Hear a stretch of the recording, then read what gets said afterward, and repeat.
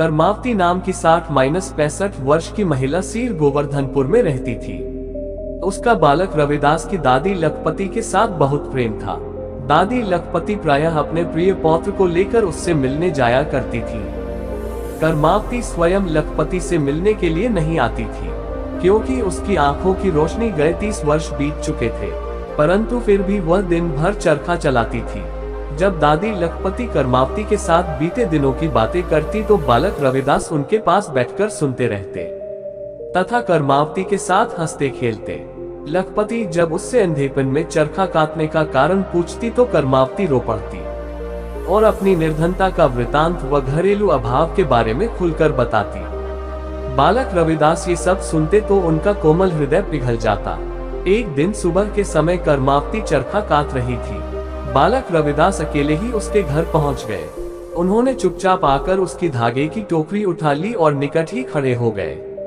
कर्मावती ने हाथ से टिटोलकर धागे की टोकरी को देखा, परंतु उसे वह नहीं मिली। कुछ देर बाद बालक रविदास ने जब वह टोकरी उसी स्थान पर वापस रख दी जहां से उठाई थी, तब कर्मावती का हाथ उस टोकरी से लग गया।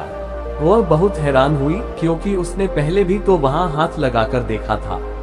कर्मावती को वहां किसी की उपस्थिति का एहसास हुआ, परंतु वह घबराई नहीं, क्योंकि प्रायः गांव के बच्चे उसे सताया करते थे। फिर जब टोकरी में से धागा उठाकर वह काटने लगी, इतने में बालक रविदास ने तकले में से गलोटा खींच लिया। कर्मावती को तुरंत पता चल गया। जब बालक ने चरखा खींचा तो कर्मावती को क्रोध आया और उसने अपनी दोनों बाहें फैलाकर बालक को पकड़ लिया और कहा, तुम कौन हो? बालक ने अपने दोनों हाथ कर्मावती की आंखों पर रखते हुए कहा, लो माता, तुम स्वयं देख लो मैं कौन हूँ। कर्मावती शांत हो गई। जब कर्मावती ने आंखें खोली तो उसे सब कुछ दिखाई देने लगा। उसने बालक रविदास के सुंदर अलौकिक स्वरूप के दर्शन किए। फिर कर्मावती ने दोनों हाथ जोड़कर बालक रविदास को प्रणाम किया और कहने लगी, धन्य है वह माता जिसने तुम्हें जन्म दिया है, धन्य है वह कुटुंब जिसमें तुमने जन्म लिया है।